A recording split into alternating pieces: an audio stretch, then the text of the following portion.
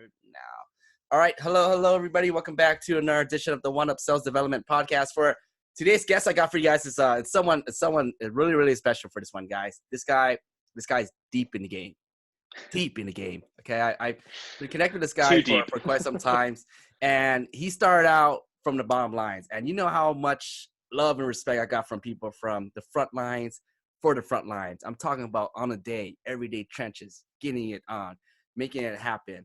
And even still till this day, this guy has been doing it. He's been so deep in the game for about 8 years now. That's 8 years. 8 years, 2012.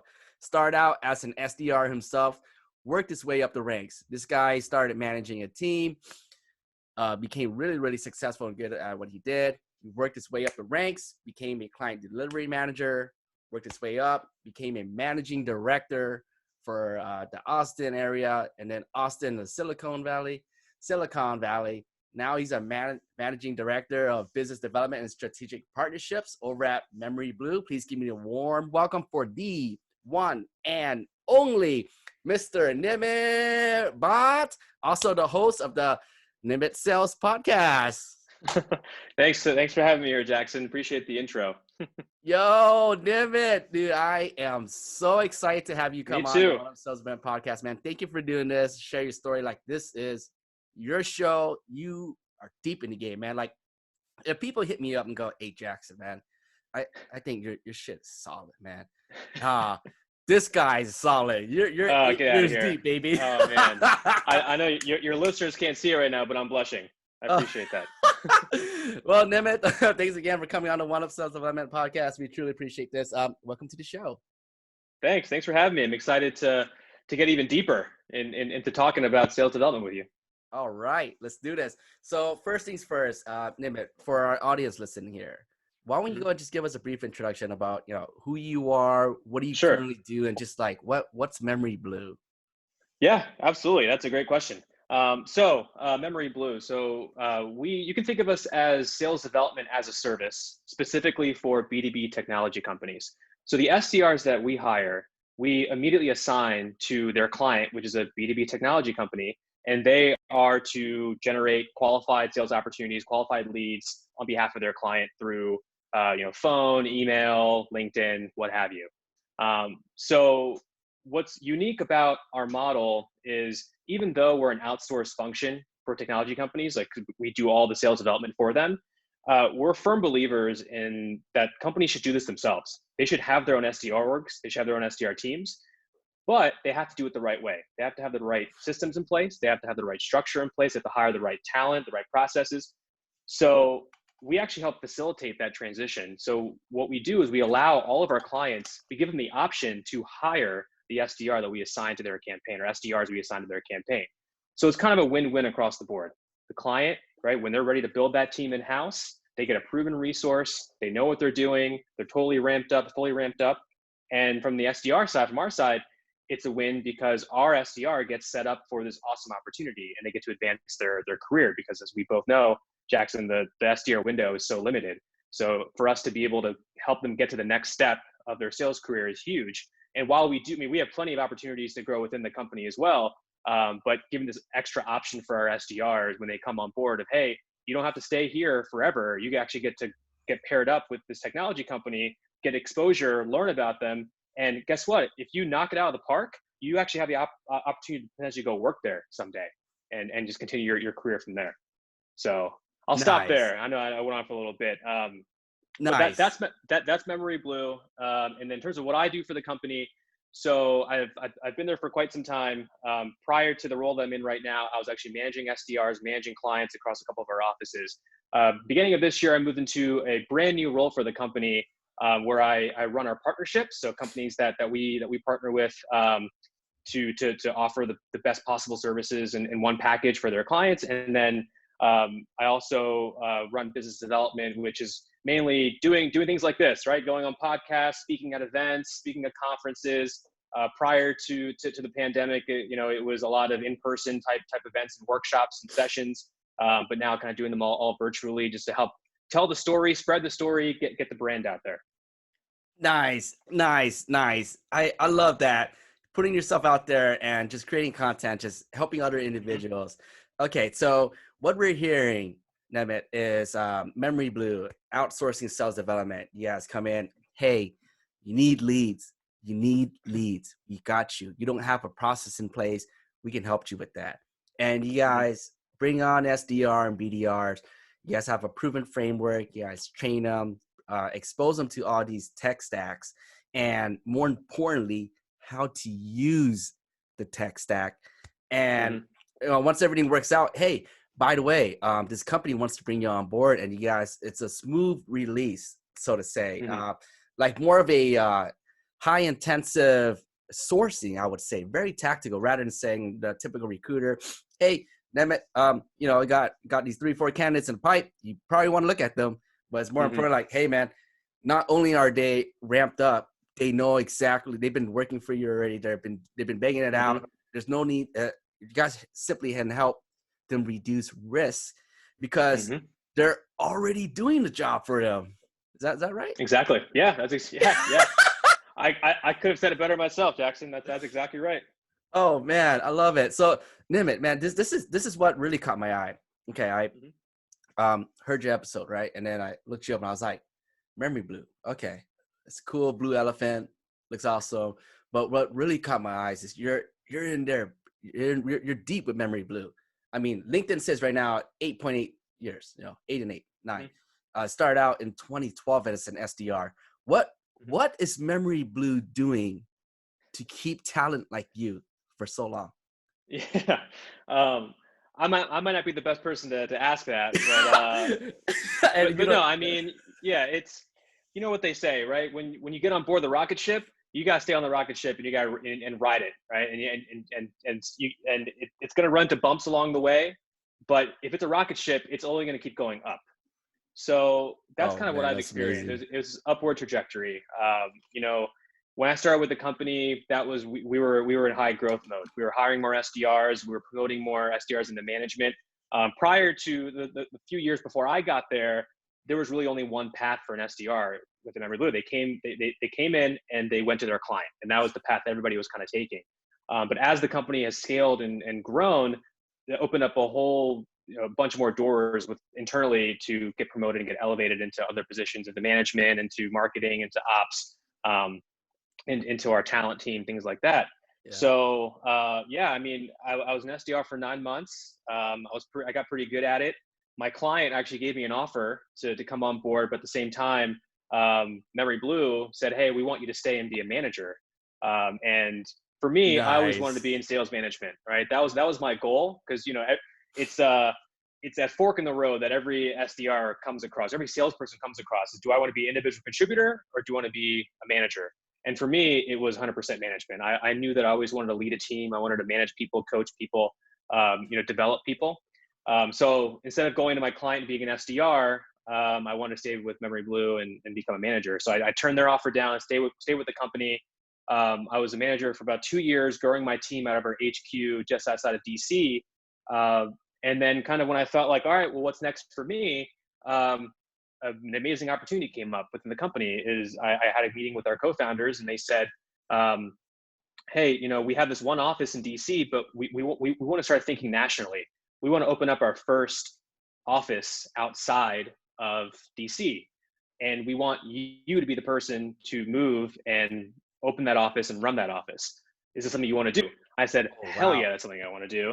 And then they said, well, where would you want to go? Here's some options. And ultimately I settled on, I didn't settle on, I really wanted to go, and I chose Austin, Texas, which is, the fastest growing city in the United States.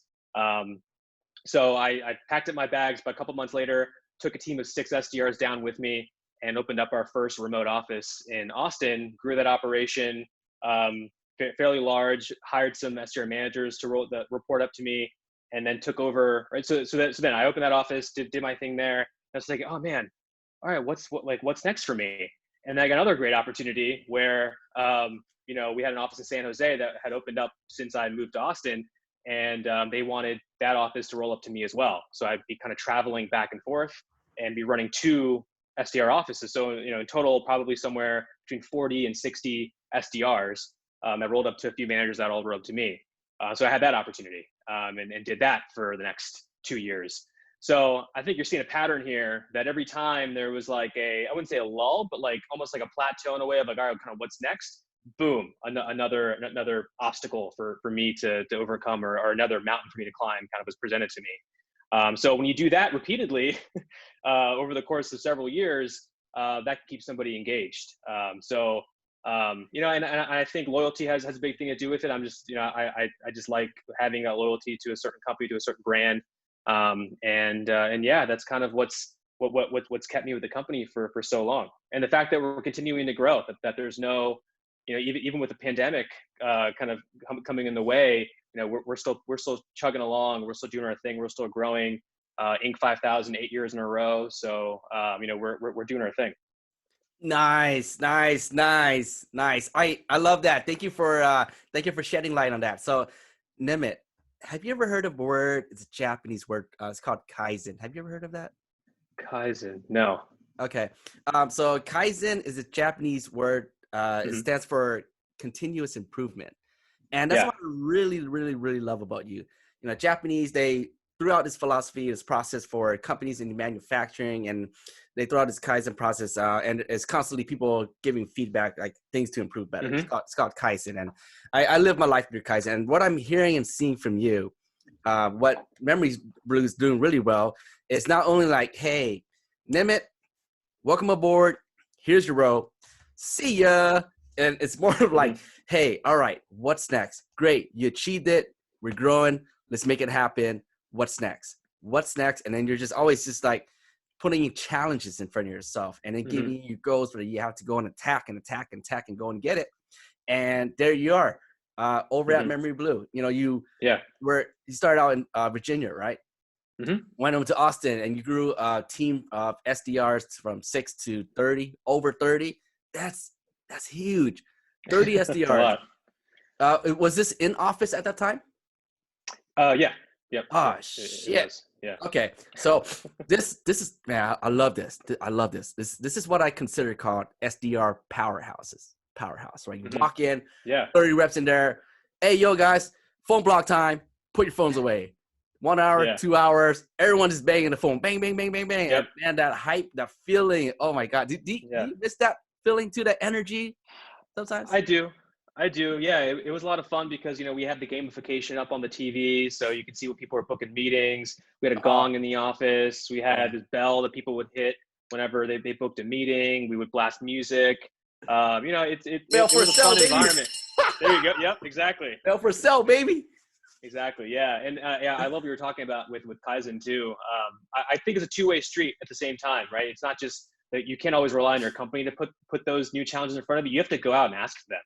And that's advice that I give to people is you can't wait for the next thing, right? If you feel like you're ready for a new challenge, go to your manager. I was fortunate enough to report directly to the co-founders of the company, so I didn't have like multiple levels to go through. But these challenges that came up, and the reason that they wanted me to move to Austin is because I'd brought up even almost a year beforehand saying, hey, if you guys thought about opening an office, like I would pack up and move next week if you wanted me to open up an office. I would drop things like that, So, those things kind of help. So for those SDRs listening in that are looking to maybe want to go into management or close deals, approach your manager and make it known that that's something that you want to do, and see if there's other responsibilities you can take on to get closer to achieving that goal.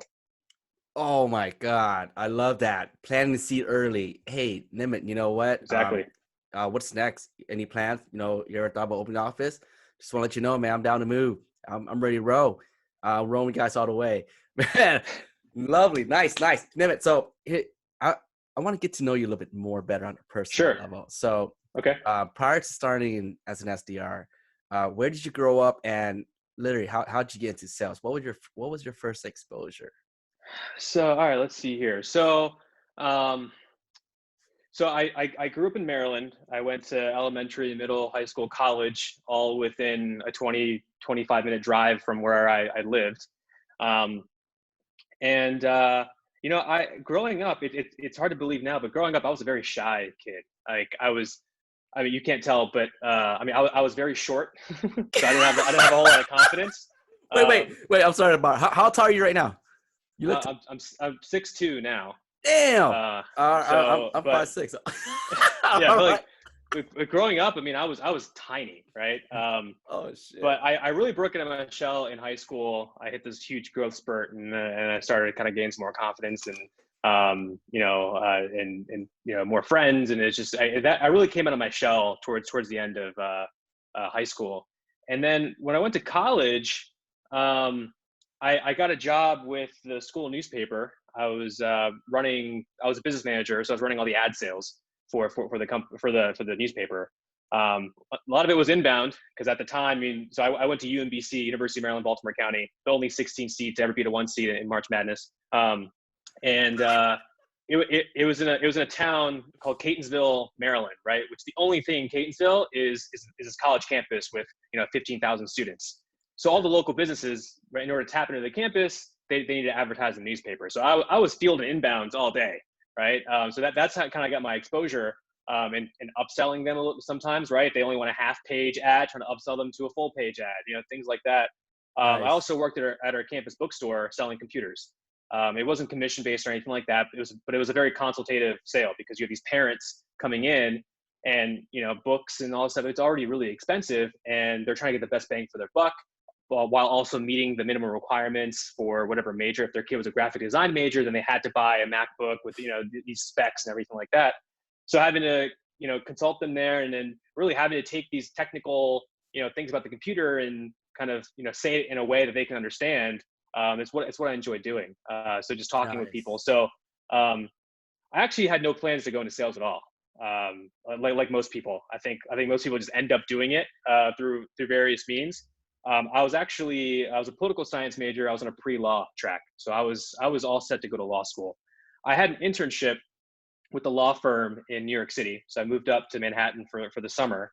Before I went on my internship, one of my buddies who's a couple years older than me, I met him at a friend's house. So I'm at a friend's house, and he's like telling me, what he's up to. He said, I'm working at this company. It's called memoryBlue. This is kind of what I'm doing. I was like, oh, that's pretty cool. Because, hey, I think you'd be a good fit. Like, what are you going to do when you graduate? I'm like, I'm going to go to law school or grad school or whatever. Like, you have fun with that. Like, I'm on to other things, right?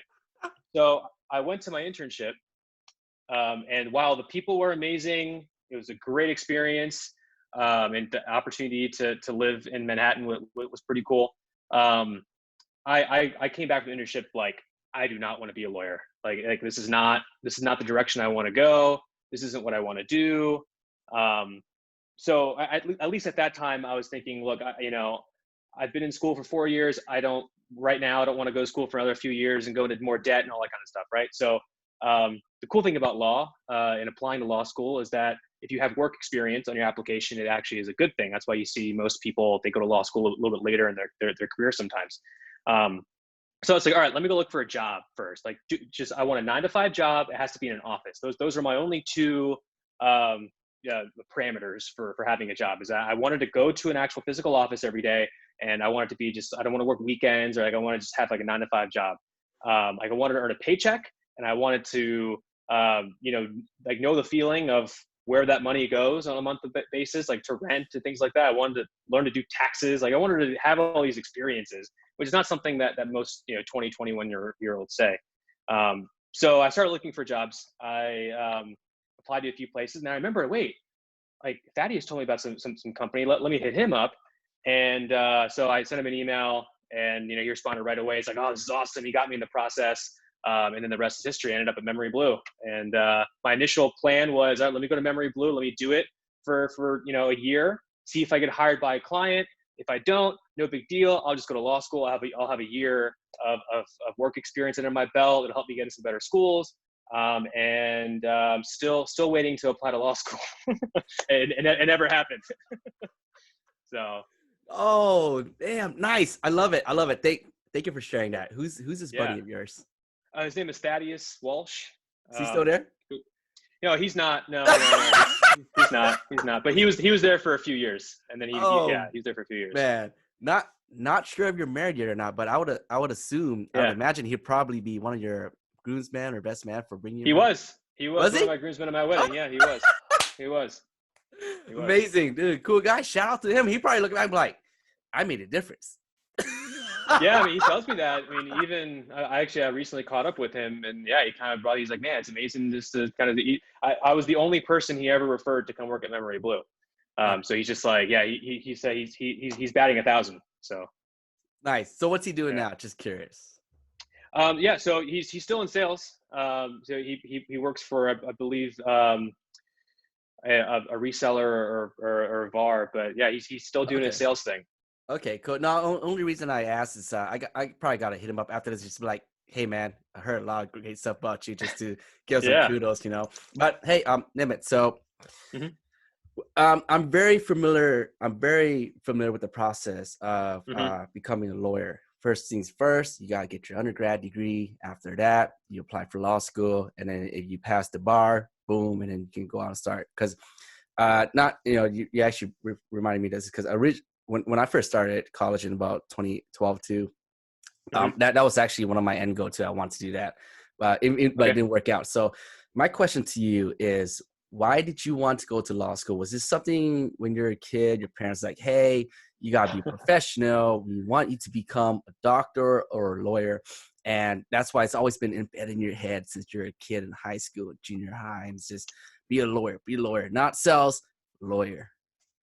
Yeah, I think you hit the nail on the head, right? I had immigrant parents. They came to America in the 80s. They had, of course, their dream of coming to America and starting a family and creating a family and giving their kids all the possible opportunities possible. And right, their only goal in life is, I want my kids to be successful. I want them to make a lot of money and be comfortable and not have to go through the hardships that I had to go through, right? And that's what I think that's the mindset most parents have, especially most immigrant parents have for their kids. So it made sense, right? Because for them, when they think about, all right, what professions are there that one are it's well respected, and two that you make a lot of money, and immediately you think of doctor, lawyer, engineer, right? Like those are the typical jobs. And so my dad's a very successful civil engineer. My grandfather on my dad's side was a very well respected engineering professor in India. And so my dad's one of 7 children, and a lot of them became engineers. So that part was in my blood. I started out as a mechanical engineering major in college, and that lasted about a semester. So I mean, I thought because it's in my blood, like I'm gonna crush it, and I did whatever the opposite of crushing it is what I did. I didn't even achieve that. It was pretty bad. Um, Oh man. so yeah, so so I think that's part of it. So I immediately thought, all right, well, I don't know if I want to be a doctor. So let's look at being a lawyer. And, they're outgoing, you're social. Based on what you see on TV about what a lawyer does, that sounds like a cool path. So that was part of the reasons when I came back from that internship, it was like, why am I doing this? And it came from a conversation I had with the head partner of that law firm I was interning at, as part of like almost like my exit interview at internship. He was just like, yeah, so like, why do you want to be a lawyer? And I was like, well, that's a good question. Well, I want to make a lot of money, but I also want to like communicate with people and help people and right and provide service for people. And he's like, that's great, but there are a million other jobs that you can do that you can make a lot of money and talk to people and be social. So, obviously going to be a lawyer, go for it. But just, don't, if those are the reasons that you want to be a lawyer, I would just take a step back and think about it. And that's exactly what I did. And he actually brought up the idea of going into technology sales. As I think that'd be a great career for you, or you can go be like a professor, where you could teach people and you'd be a tenured professor and things like that. So that's kind of where it came from. Oh my God. Okay. I kind of had a feeling with that. So just curious, was your parents, were they from India and they moved over? Hmm. Correct. Okay. Yeah. I'm just like you, man. I'm Vietnamese. Yeah. My parents came from Vietnam, flee the Vietnam War. I was born here, Hmm. whatever. Fortunately for me, my parents wasn't so strict, but my aunts and stuff was like, hey man, you Yeah. gotta be a doctor or a lawyer. You gotta get like a master degrees and shit like that. And Yeah. something that I want to share common ground with you, and I want to hear from your experience. And this is, like when you first tell your parents that, hey, I'm gonna go into tech sales, were they Hmm. like, what the hell are you doing? No, I don't get it. They don't understand until you actually succeed and rise within the industry, and you go, hey, this is what I mean by tech sell. It's not sell because the way every time they hear sales, they think about like this Wolf of Wall Street, price on a car in a parking lot. You come in, sell sales, buying your phone. You say, I know I don't want protection plan, but they slapped on protection plan for you anyways. Did you get that type of heat with your family when you proposed that? Yeah, I mean, you know, they've been incredibly supportive, of course, but yeah, I mean, the initial conversation, yeah, because when they heard him going into sales, they think of all the things you just said, but they also think, oh, it's going to be heavily commission based. There's a struggle involved.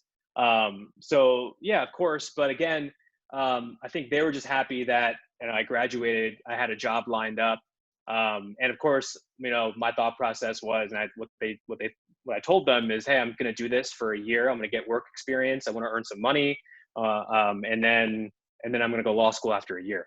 So that was kind of like me kicking the can down the road of right, and kind of getting their blessing on it. And then I remember like when I got my offer, like my dad like went through it like with like, you know, a pen and was like, you know, like, what do you mean your client can hire you out? What does that mean? And you know, is this a pyramid scheme? Like all this stuff, right? So yeah, so it kind of went something like that, but no, I mean, you know, I kind of checked the boxes, right? When you think about, you know, what they wanted for me, right? They wanted me to be financially in a good spot, to be in a role where I'm, you know, I guess well respected, you know, whatever that really means. So yeah, so I worked my way to be, you know, managing director and all that stuff. But I still joke with them and told them that I'm an MD because I'm a managing director. So maybe I'm a doctor. I still joke, well, hey, I got my MD. So there it is. That's the inside joke, right? With the family. Okay. There you go. Oh man, I love that. All right, so Nimit, how are we doing on time so far? I just want to make sure. Yeah, dude, we're great, man. I got all day. Let's do this. I love talking with you. I love talking with you too. Okay, so this is what people have been waiting for. Let's get tactical. Let's talk about sales development. All right, so let's do it. For first things first, you were talk to me about your college job real quick. When you were selling computers, did you have anyone show you the ropes? Hey, Nimit, here's a few tips and tricks. What you should do is just stand there, make them feel comfortable, ask them qualifying questions, discovery questions. What are you looking for based on what you told me? This is what I recommend, and here's why. No, I got no training on that whatsoever. No, just doing it in the room. I mean, it was, you know, I mean, you know, I always loved computers. I always loved technology. So like, you told me that I'm going to get paid to sit there and talk about computers all day. It's like, sign me up. So, right. So, you know, I bought a computer from them for school, and I just got talking with the manager. I had a friend that was already working there too, so I talked to him about it, and they had an opening, so I applied. And it was really just, all right, here are the computers we sell, here's our fact sheets, and go.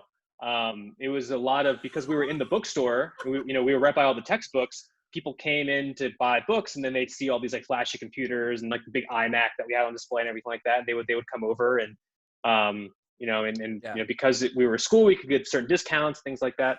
But no, I mean, the whole consultative part of it, I mean, that kind of just came naturally for me because I wasn't getting paid commission. It didn't really matter to me whether they bought a computer from me or not. But I also, you know, felt for them in terms of like, no, you don't have to buy something this expensive. You can actually get the same amount of performance in something like this or that, and just kind of helping them through that process. Nice. But yeah, I mean, I kind of took it in terms of, like, what are you looking to do with it? And what's important to you, and and kind of based on their answers, I would recommend a certain product. I mean, we sold like Dell, Apple, Toshiba, I think HP, and then a lot of it was order taking too. So, you know, we could call from the engineering department saying, hey, we need to buy 15 PCs, and I'd place the order. So some of that too. Wow. Nice. Okay. I think this is why you're very successful over at memoryBlue. You've been doing it since your college days. You know, memoryBlue, outsourced, client here, client there. It's just like Mac, PC, Windows. And I would imagine one of your main tactics, and you can tell me if I'm wrong or not, when you're bringing on SDR and BDRs, one of the main fundamentals is product knowledge. Would you agree with that? Yes and no. Okay. I think I think value is way more valuable to be able to talk about a product than the actual specific functions of it, right? If you think about Nice. the person, when you go buy a car, the salesperson that sells you your car, do you think they know how the engine is put together? No, they don't, right? They just know about the safety features, the warranty, how this car compares to this other car, certain features, things like that. They sell the value of that vehicle. Somebody else worries about, how the engine's put together, and you can ask that person, but the person you're buying it from, they oftentimes they don't know how it's put together. Same thing goes in technology sales, right? As an SDR, it actually can be to your disadvantage if you know too much, because the point of, I always say you should know enough to be dangerous, right? So when you go into a conversation Nice. with a prospect, the last thing you want to do is dig yourself into a hole where you start talking a little too much about the solution, and then you're getting into a very technical conversation, and you can't just pivot to, oh, I want to set you up with a meeting with somebody else, because you've already lost credibility at that point. It's not a fight you want to pick. So no, I think product knowledge is definitely important. There are parts of it you should know, of course, but you should know enough to be credible and enough to be dangerous, but not too much to the point where you could actually lose a prospect. Nice. Okay. I want to dive a little bit deeper on this. I love this. I'm a big believer in knowing it like the back of your hand too. But for me, the way I see things, the way I see it is like, okay, you got to know it like the back of your hand, and the reason why is because that leads for you to bringing out the value on it. So when you have the conversation, yes, it's always got to be value about the value, what it can do for you, what it will do for you, and all the X, Y's, and Z's for it. But and able to talk about it very naturally and sounds good, like it. You got to know it in the back of your head to present out with that, right? Yeah. Go ahead. Yeah. So sorry, I didn't want to bother you, but for instance, let's say you brought on a new client. Okay, hey Nimit, here's a brand new client. This is what they do, and before you can start talking about the value, you really gotta just ingrain and dive deep in your head to truly understand why it's there and what does it really mean. And on top of that, what does it really, really, really mean on top of that, so that you can actually portray it. Yeah. That's my thoughts. No, you make a really good point. You know how people say, whenever you learn a new topic or learn a new skill, people say, you fully understood that topic, or you fully internalized that skill when you're able to teach somebody else how to do that skill, or show them what that topic means. I think there's an analogy there to how much you know about the solution you're selling, and being able to tell a story about how it's actually impacted a business, or how it's actually helped another customer. That's what people want to hear. Prospects don't care about what you do. They care about how you've done it before, and ideally for companies just like theirs, right? It's kind of the reason why people are just so, there's this huge obsession over podcasts, like true crime podcasts, and why people sit in front of the TV for 8 hours in a day and binge watch a show, because they get pulled into the stories, right? They get drawn in. Yeah. And I think salespeople are too focused on, being super concise and trying to get the point across, which I think is definitely, it's there. But if you're able to tell a story, it can be a little bit longer, because you're gonna draw the prospect in, because your goal, especially for cold calling, is, and you've made cold calls, Jackson. You call a prospect, you can hear them clacking away on their keyboard in the background because they're not really paying attention.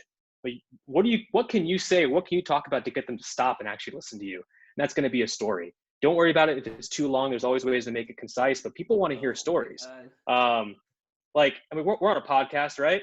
You know what the number one listened to podcast in the world is? Joe Rogan.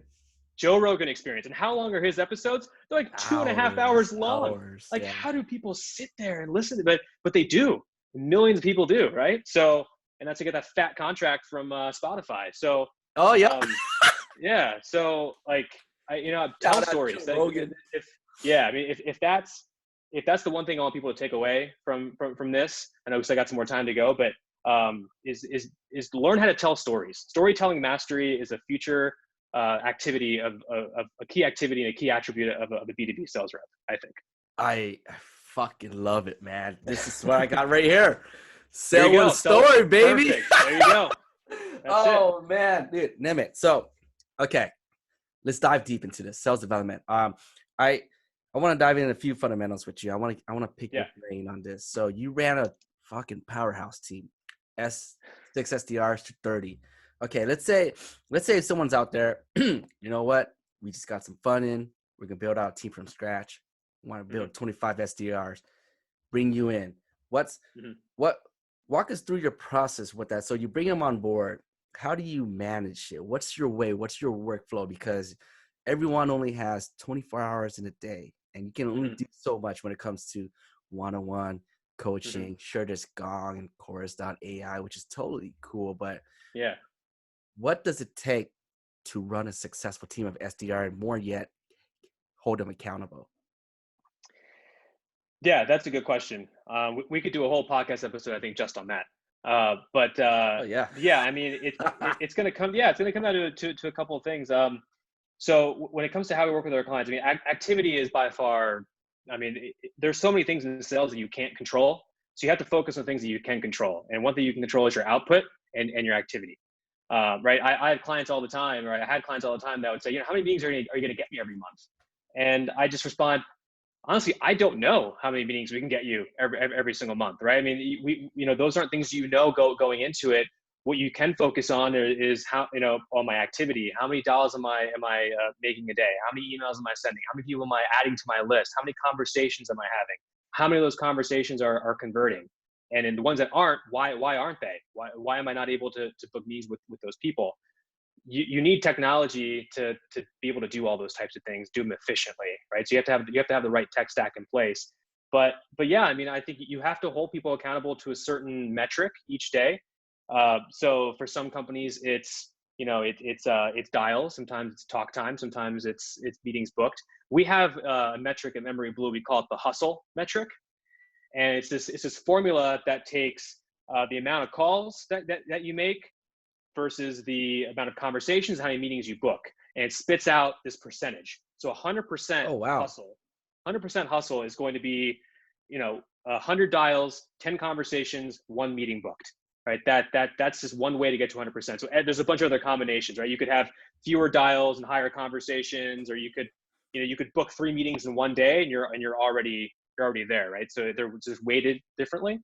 So that's a metric that we look at, because that not only you can get rewarded if you come in and you book 3 meetings. Well, you're already at 99%, because that's a third of your hustle score. Um, but if you have a day where maybe you don't book a whole lot of meetings, then you have the other metrics that you can work on, because it's just about keeping the activity up. So that's a metric that we look at every day. We call them hustle boards in all the offices, where we keep track of each day based on an average of 58%, which is a rolling 2-year average for the company. For that day, your office either gets a green triangle or a red triangle based on where your office average was versus that number. So right, so you introduce that competitive spirit into it, and that's something that we report on all the time to kind of see, all right, which SDRs are really bringing it to the table, and which who needs more work. Nice, nice, nice. Wow, I love that. 110-1. You know that's the average. That's pretty much what it is, man. Hey, Yeah. do you tell them this too when you're interviewing them? Just hey, just want to let you know, on average, you're gonna bang 100 calls. Out of that 100 calls, you should have 10, and you would only get one, pretty much conversion. Well, when out of the 100, so to say, you just tell them up front, like, hey, man, look. I mean, you have to. Yeah, you have to. And Jackson, I'm going to ask you, what do you think everybody says to that when I tell them? Oh, they're gonna look. Well, for me, depends who it is. Like, I honestly believe, let's say if it's someone fresh out of college, 22, whatever. I really believe it's black and white, 50-50. Number one, they're gonna get scared. They're like, oh, fuck this. Or the other one, they have this hustle grit mentality. That's the guy who you want to go to. Come at me. Let me get it. 100. No, just give it to me. I think it's either or. Is that right? So in an interview, what do you think people say when I bring that up? Right? I mean, they're Yeah. interviewing for a job, right? What do you think? What do you think they're going to say to that? If I'm like, hey, you have to come in here and make a ton of dials, and you're going to get hung up a lot. You're going to make 100 calls. You might only talk to 5 or 6 people, day in, day out. Yeah. Like, what do you think people say to that? I really believe someone will sound something like this. Oh, really? Oh, cool. Sure. Yeah, I don't mind. They'll say Exactly. that. Yeah, I mean, but even the people that are just like, hey, this isn't for me, in an interview, they'd be like, oh yeah, absolutely, yeah, I'm totally gonna get after it, right? So they all, everybody says they want to do it, but then when they actually start, that's when you can really tell So, so kind of the point of that is like, I mean, I tell everybody that, but not everybody kind of, follows that immediately, right? Because they think it's a lot easier than it actually is. Okay, nice. I love that. All right, so Nimit, let's stab at it just a little bit more. Okay, let's say there's an SDR and BDR listening to right now.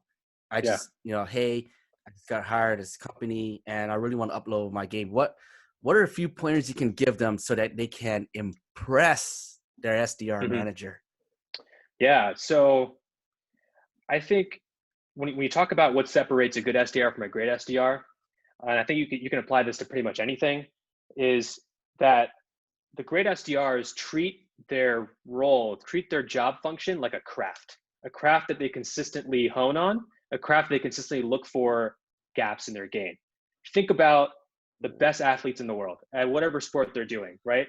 Obviously, talent plays into that of how they got to where they are, but more than that is they consistently, at no matter what level, right? They could be a gold medal winning athlete. They consistently look for gaps in their game. They consistently look for, what do I need to work on or what can I work on, no matter how minor it is. And they work tirelessly to fix that until it's no longer a problem. And then they move on to the next, and they move on to the next one, they move on to the next one. And over time, what ends up happening is that other people, right, they get complacent or they stop trying to develop. They say, oh no, I got to this point, I'm good. I don't need to go any further. But if you think about, the LeBron James of the world, the Michael Jordans, the Kobe Bryants, right? It's about that. And I just talked about basketball, but any sport, Michael Phelps, Peyton Manning, Tom Brady, it's been that they're constantly looking for ways to get better. And I think that applies to the SDR role. Is even if you're having an amazing month, you had an amazing quarter, you hit quota 6 times in a row, that's awesome. But you have to continually look for ways to get better because there's going to be some part of your game that you need to improve. And I guarantee that if you just spend each day focused on one, it can be super, super minor of a certain verbal virus that you have, or a way you approach a gatekeeper conversation. You just focus on that and it's the law of averages that over time, as you continue to do that, you're actually going to elevate way more exponentially, and you're going to separate yourself, and your manager's going to be able to see that. And that can lead to just more success in the SDR role. Woo! If that was not the price of admission, I don't know. Nimit, man, that was fucking fire, man. Finding the gap. Yeah, well, feel the gap. Yeah, Constantly. Yeah. Like you said, man, I'm deep in it. Oh, I'm deep in it. 8 years deep, 8 years strong, baby, and you're still prospecting like how you were like an SDR today, correct? Yeah, you gotta always be prospecting, man. Even if you're an AE and you're closing deals, you gotta prospect. You gotta continually look for new opportunities. I love this. Okay, but before we shut it down here, I just want to say something, few things, and this is my core believer too. This is why I say from the front lines for the front lines, married to the game, baby, because you are too married to the game. Like even me with my new role right now over at my company now at Better Growth as a director of sales and acquisition, I am still at that front line, running that campaign just like an SDR, full cycle stuff. But I really believe like the SDR is like a pyramid, right? So you want to see a pyramid triangle. Sales development process is the bottom one. It starts with that, and it takes you up no matter where you go. Where you go, AE, customer success, it's the foundation, and it's constantly changing. And to stay up to date, you gotta be going and get at it. So my question to you is, and I know for a fact that you love sales development because you're doing it. How can you implement that? How you get the new reps to come in, get them bought in with that process? Because what happens with a lot of SDR and BDRs nowadays, they come in, fuck this, prospecting. After 12 months, 60 months, I'm gonna go AE, peace, I'm out. No more no more dialing, no more do that. But then again, that's the foundation that will make you that much better. Right. So what are a few tips you can, or things that you can do to get them bought into the point where, Nimit, I'm an SDR lifer. My title don't say that, but you pull the sheets. I'm an SDR lifer.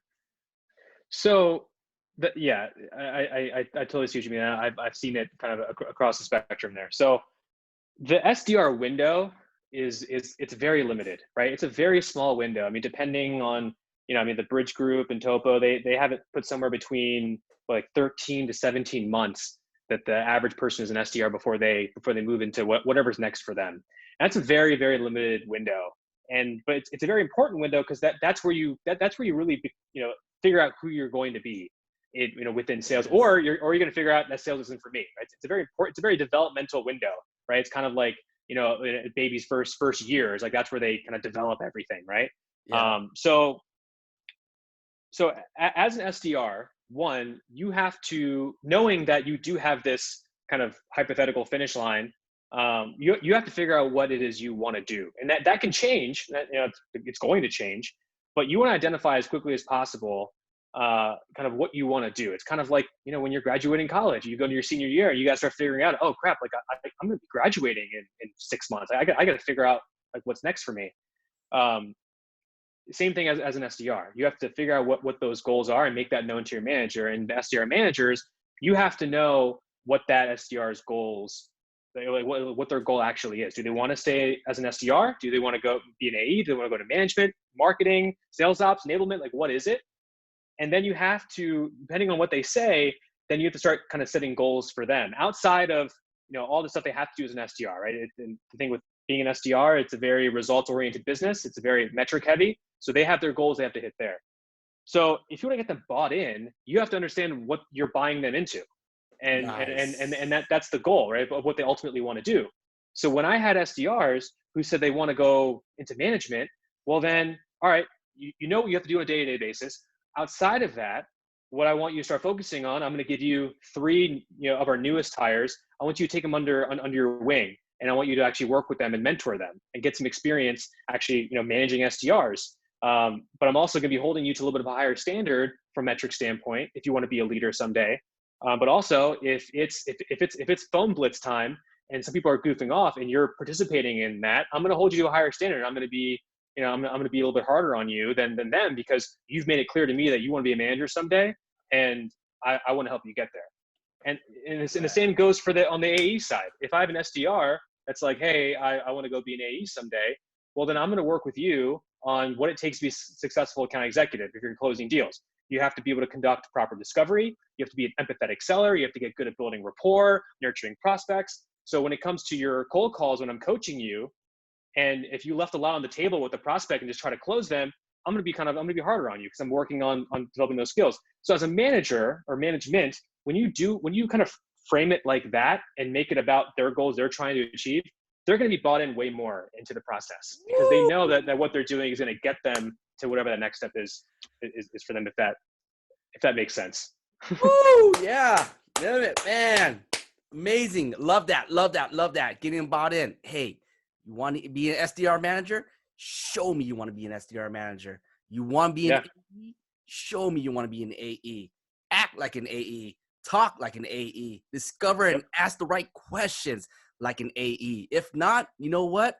I'm going to be hard on you. AE might not be for you. And you know what? That's just my honest feedback. You may hate it, but you know what? It is what it is. You want to do it? Go out and get it. There you go. Man, if you want it, go out and get it.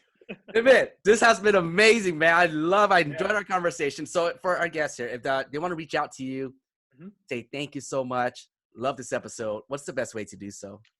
Yeah, that best way is LinkedIn. I'm pretty easy to find. There aren't a whole lot of me out there. So connect with me on LinkedIn. I do respond to LinkedIn messages. So feel free to drop me a note. And of course, if you want to learn more about the SDR services we provide, you can check out our website, memoryBlue.com, or just reach out to me directly. I'd love to have that conversation with you. There you go. Nimit Bhatt. Thank you again for hopping on the One Up Sales Development Podcast. We truly appreciate you, man. Yeah. Thanks, Jackson. Appreciate it. Thanks. This has been